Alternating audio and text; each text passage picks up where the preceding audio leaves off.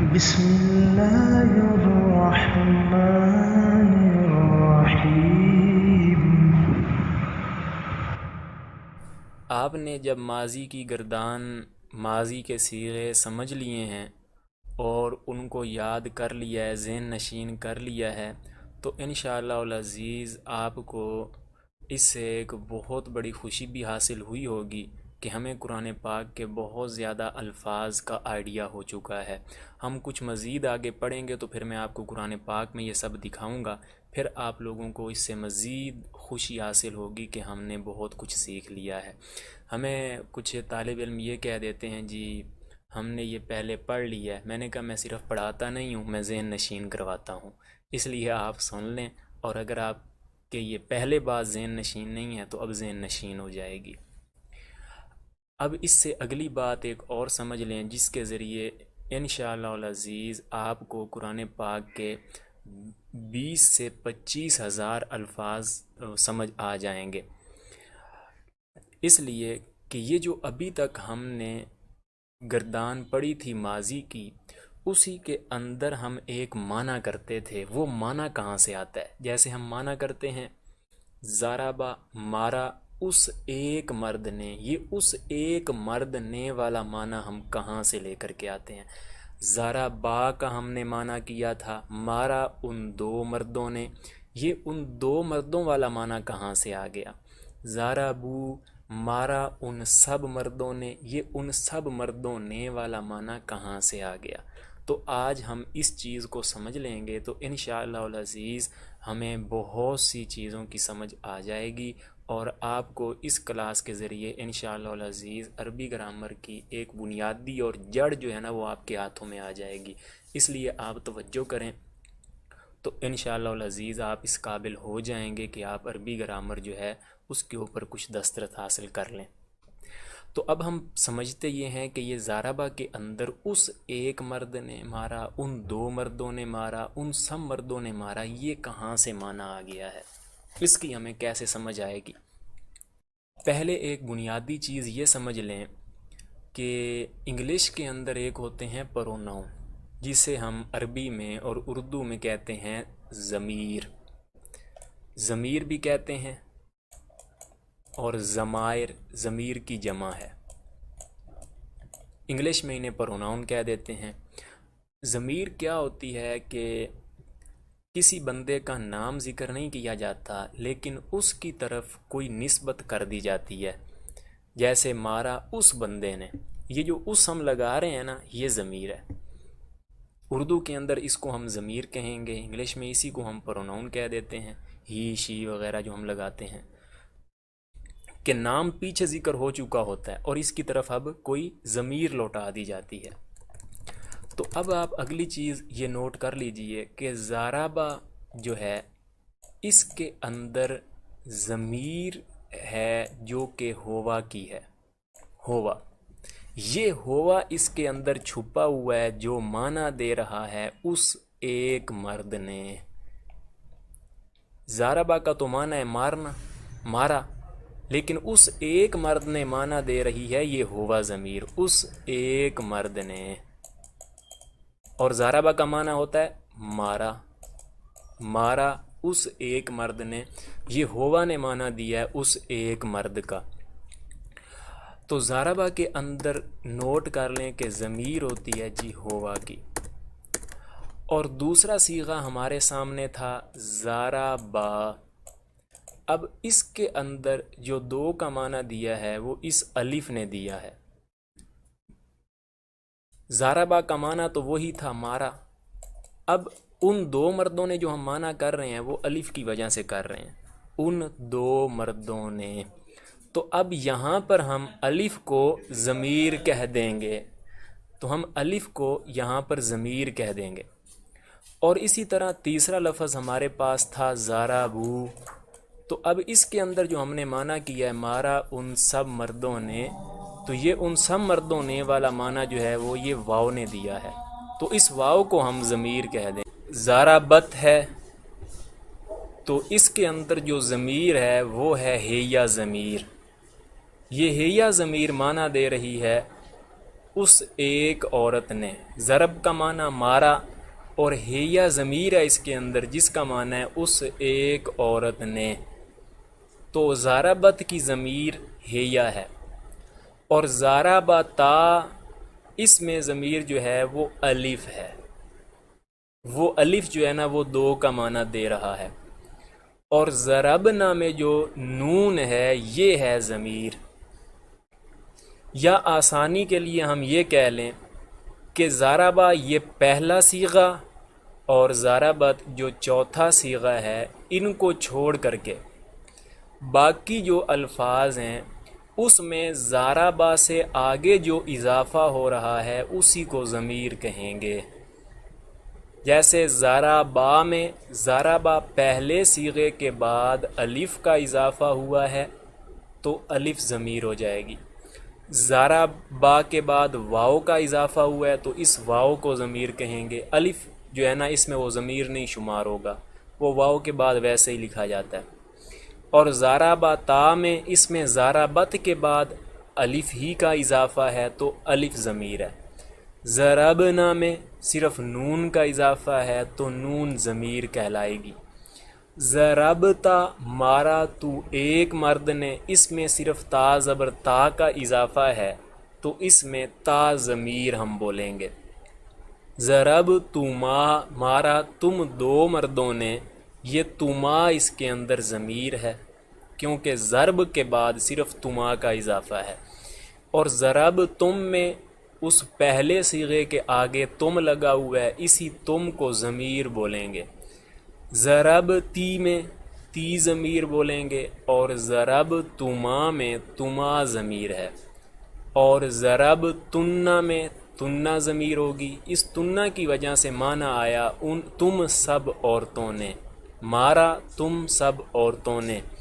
اور ضرب تو اس میں تو ضمیر ہوگی، یہ معنی دے رہی ہے میں نے، اور ضرب نا مارا ہم نے، یہ نا ہے اس کے اندر جو ضمیر ہے جو معنی دے رہی ہے ہم نے۔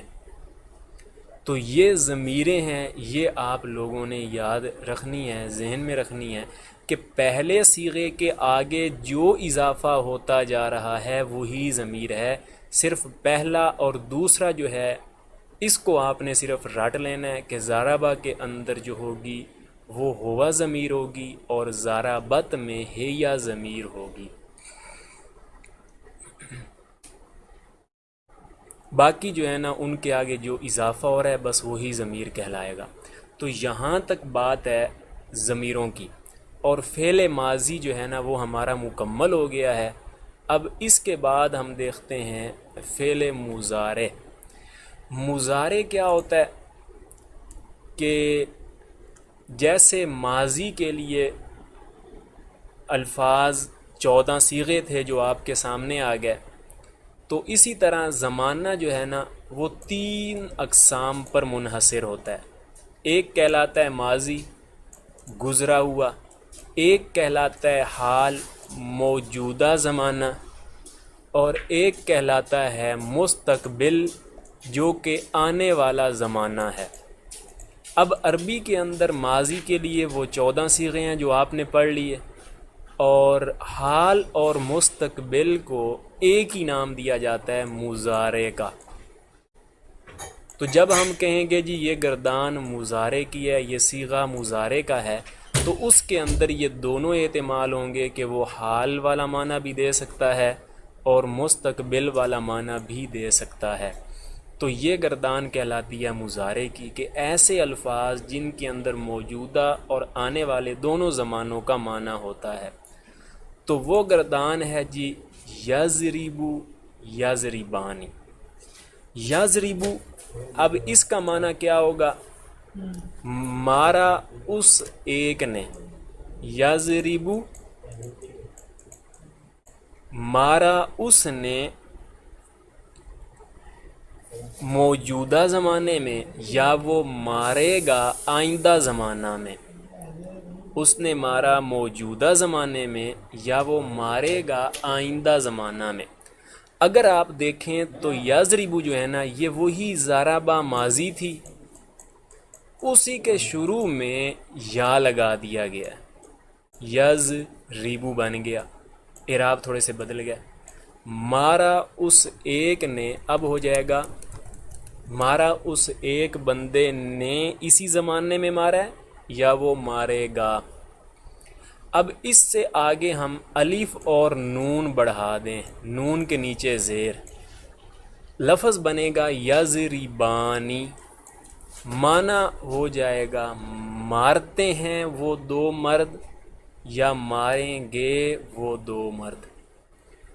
اور اسی کے آگے اگر ہم واو اور نون کے اوپر زبر لگا دیں، یضربونا، معنی ہوگا مارتے ہیں وہ سب مرد یا وہ ماریں گے۔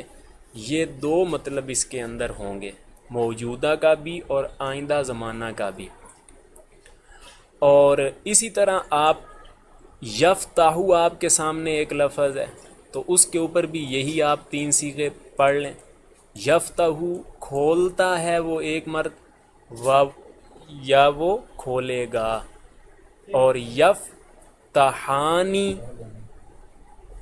وہ دو مرد کھولتے ہیں یا کھولیں گے، یفتحون وہ سب مرد کھولتے ہیں یا کھولیں گے۔ تو یہ 3 الفاظ ہو گئے، اور یہ 3 الفاظ جیسے ماضی میں تھے کہ مذکر غائب کے لیے ہیں تو یہ بھی مذکر غائب کے لیے ہیں۔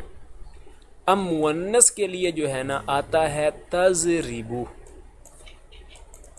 تضربو مارتی ہے وہ ایک عورت یا مارے گی، اور اسی کے آگے الف اور نون لگا دیں جیسے ادھر ہم نے لگایا تو بنے گا تضربانی، مارتی ہیں وہ دو عورتیں یا ماریں گی، اور اگر اسی کے آگے ہم نون لگا دیں تو تضربنا ہو، یضربنا لفظ بنے گا، معنی ہوگا مارتی ہیں یا ماریں گی وہ سب عورتیں۔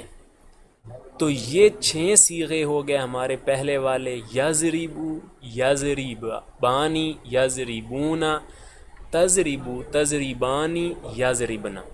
اور اسی طرح پھر آگے واحد مذکر حاضر کے لیے جو بولا جاتا ہے وہ ہو جائے گا تضربو، مارتا ہے تو ایک مرد یا مارے گا تو ایک مرد، تضربانی مارتے ہو تم دو مرد یا تم دو مرد مارو گے، تضربونا مارتے ہو تم سب مرد یا مارو گے تم سب مرد۔ یہ مذکر حاضر کے 3 صیغے۔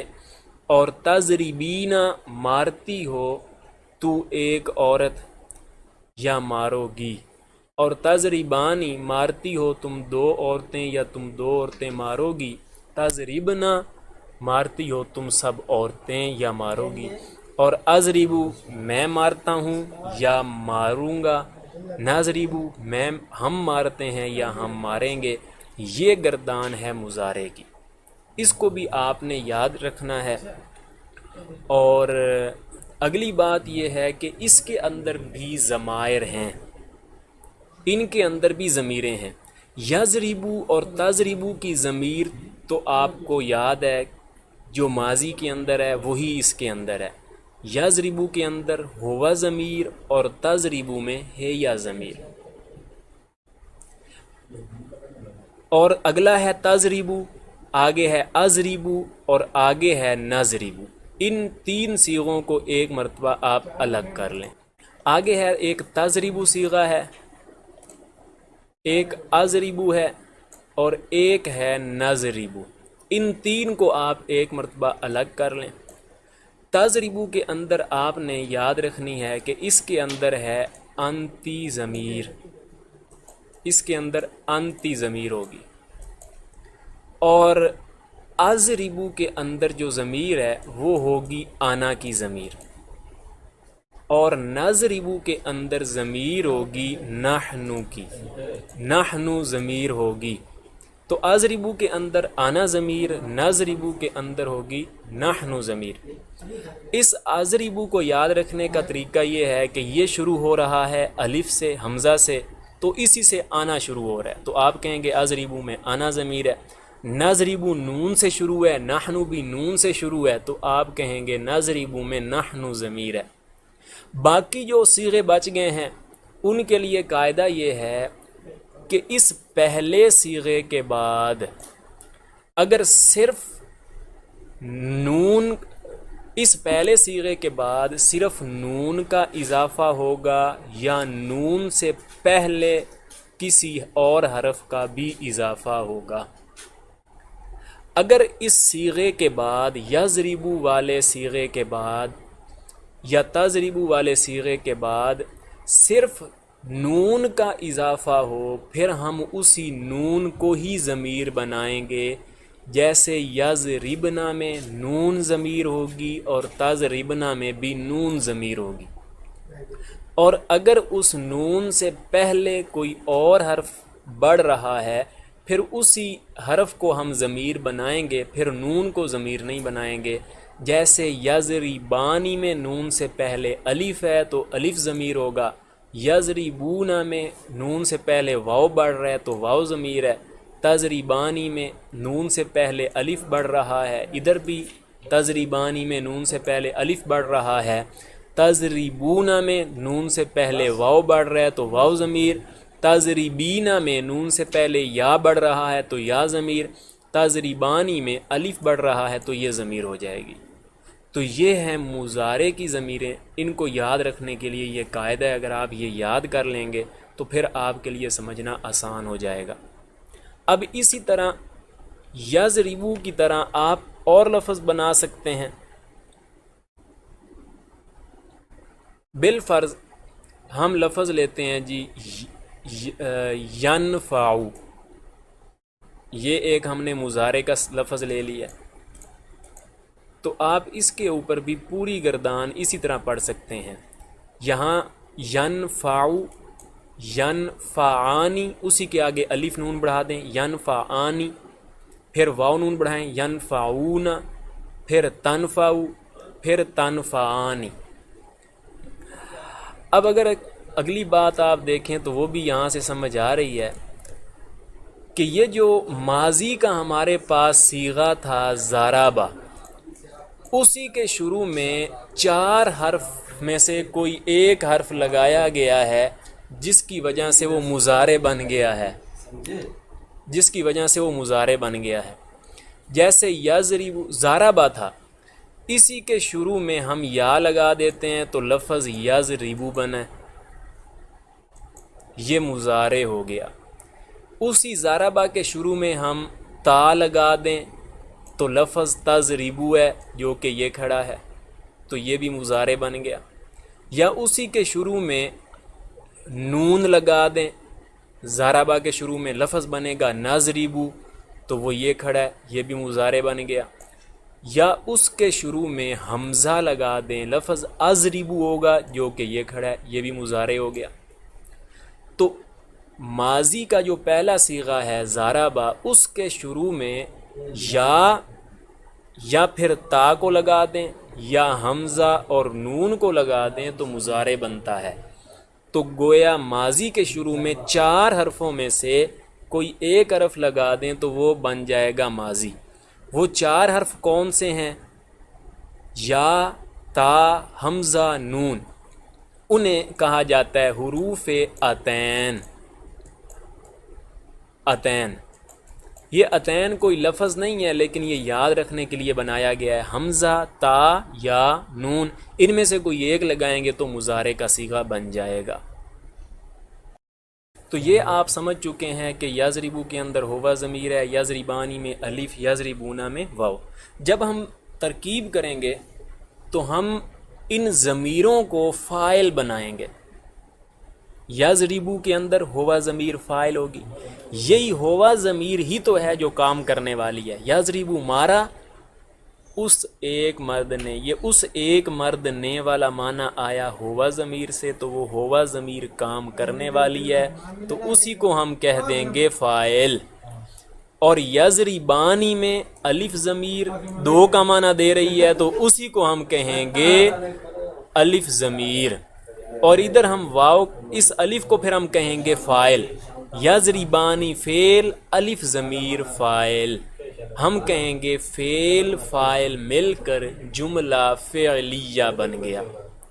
اور اسی طرح جو ماضی تھی ضربہ، تو اس کے اندر بھی ضربہ فعل ہوا ضمیر فاعل، فعل فاعل مل کر جملہ فعلیہ خبریہ ہم کہیں گے. یہ ہمیں نظر تو ایک ایک لفظ آ رہے ہیں کہ یضربو ایک ہے، یضربانی ایک لفظ ہے، لیکن آپ نے پڑھ لیا کہ ان کے اندر دوسرا جو ہے وہ ضمیریں بھی ساتھ میں ملی ہوئی ہیں. یہ ایک نہیں، در حقیقت دو لفظوں کا مجموعہ ہے. تو ابھی تک آپ ان کو ایک لفظ سمجھ رہے تھے اور آج آپ کو پتہ چل گیا یہ تو دو لفظ ہیں، ایک فعل ہے اور دوسری ان کے اندر ضمیر ہے جو کہ فاعل بن رہی ہے. رب زدنی علما